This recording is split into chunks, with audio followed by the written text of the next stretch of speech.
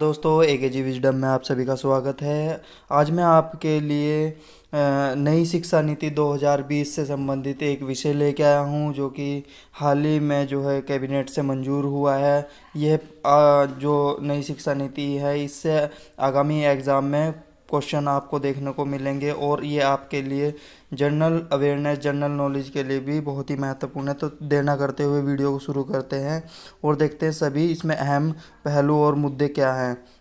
सबसे पहले बात करते हैं एनईपी नेशनल एजुकेशन पॉलिसी, इसकी फुल फॉर्म होती है।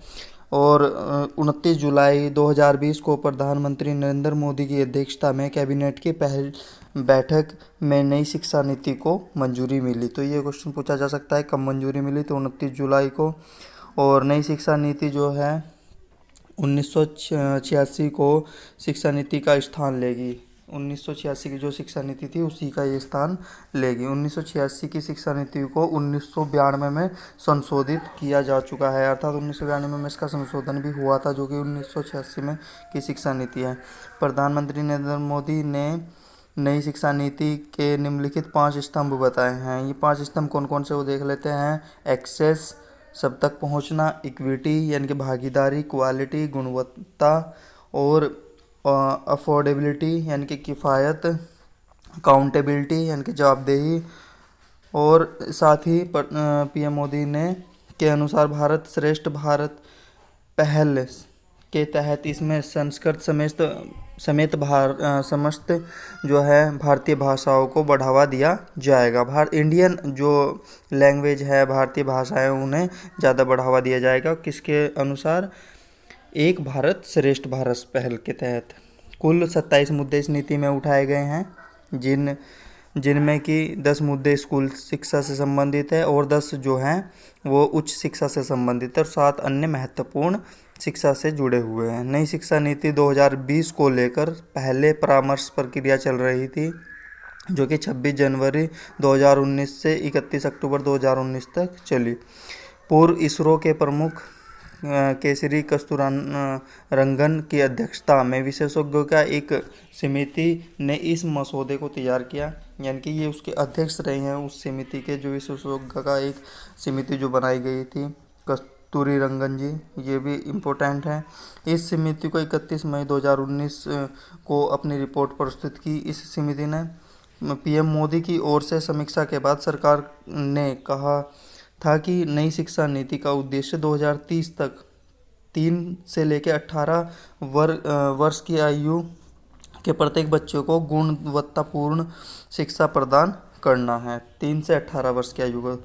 पहली शिक्षा नीति जो थी 1968 में आई थी, स्वतंत्रता के बाद में पहली जो 1968 में पहली शिक्षा नीति की घोषणा की गई थी, यह कोठारी कमीशन 1964 और 66 की सिफारिशों पर आधारित थी।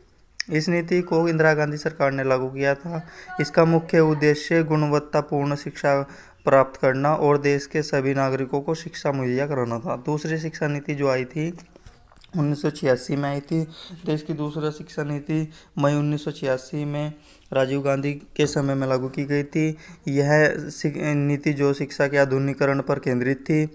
संस्थानों का आधारभूत संरचना जैसे कि कंप्यूटर, पुस्तकालय आदि संसाधन उपलब्ध कराना इसका मुख्य उद्देश्य था।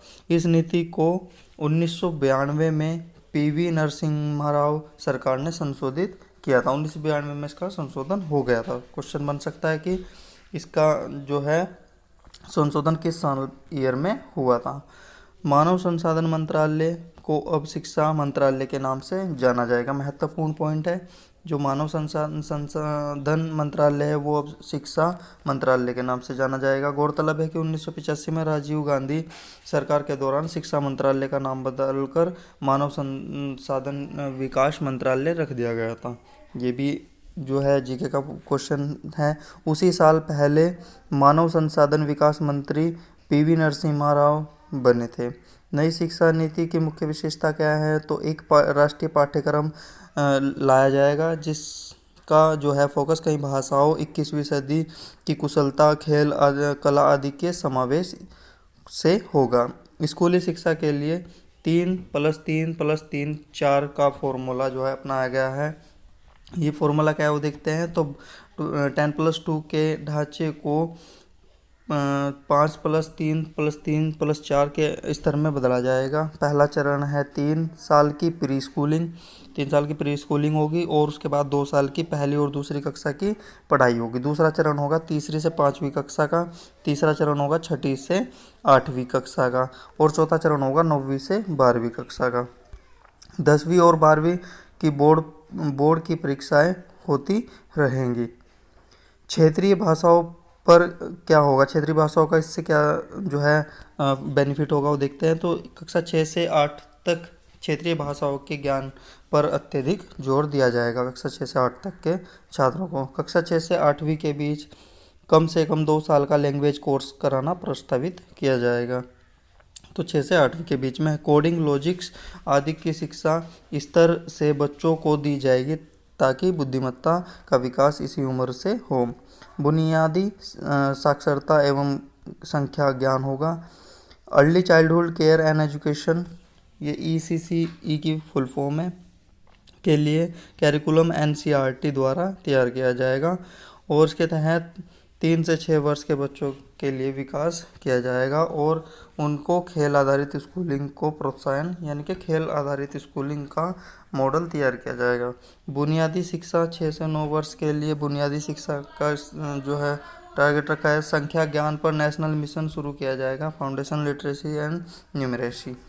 नई शिक्षा नीति 2020 का लक्ष्य सुनिश्चित करना, कक्षा के 3 तक के प्रत्येक विद्यार्थी को 2025 तक बुनियादी साक्षरता और संख्या का ज्ञान हासिल कर लेना चाहिए। मनचाहा विषय पढ़ने की छूट भी होगी। 9 से 12वीं तक की क्लास तक सेमेस्टर परीक्षा होगी, सेमेस्टर जो है रूटीन लागू किया जाएगा। 9 से 12 के बीच में कुछ बदल चुका है। आर्ट्स, कॉमर्स और साइंस स्ट्रीम जैसी कोई बात नहीं की जाएगी। इस तरीके का डिवाइडेशन नहीं होगा। बच्चे कोई भी विषय अपने हिसाब से चुन सकते हैं। वह अगर इतिहास पढ़ना चाहते हैं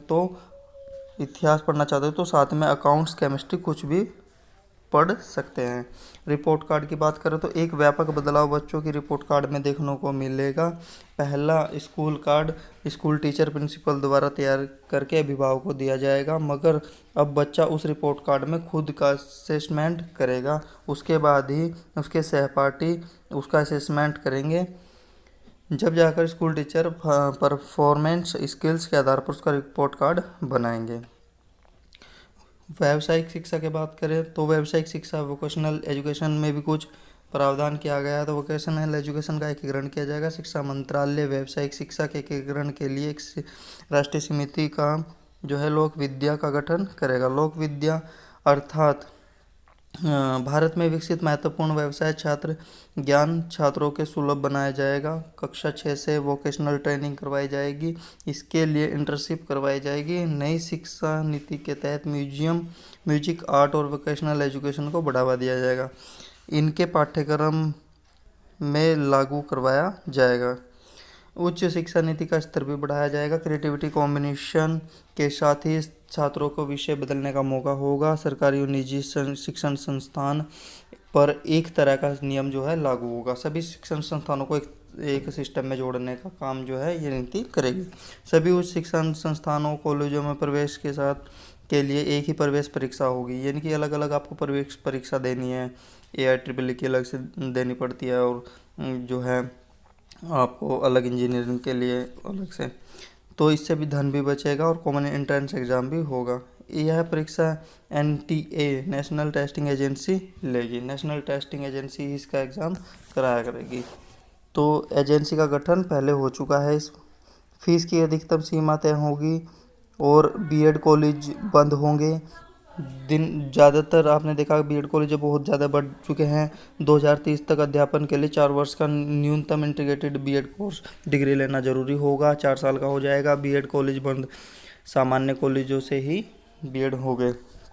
डिग्री व्यवस्था की बात करें तो डिग्री व्यवस्था में भी चेंज देखने को मिलेगा। वही कॉलेज जो है 3 साल और 4 साल की डिग्री होगी, यानी कि ग्रेजुएशन से पहले साल पर सर्टिफिकेट, दूसरे साल पर डिप्लोमा और तीसरे साल पर डिग्रियां मिलेगी। इस प्रकार से और स्टूडेंट को एक और इम्पोर्टेंट कोर्स जो कि MPhil है उसे अब जो है बंद करने का प्रावधान है वो इसमें नहीं होगा, बल्कि एमए के बाद में सीधा पीएचडी छात्र जो है कर सकेंगे।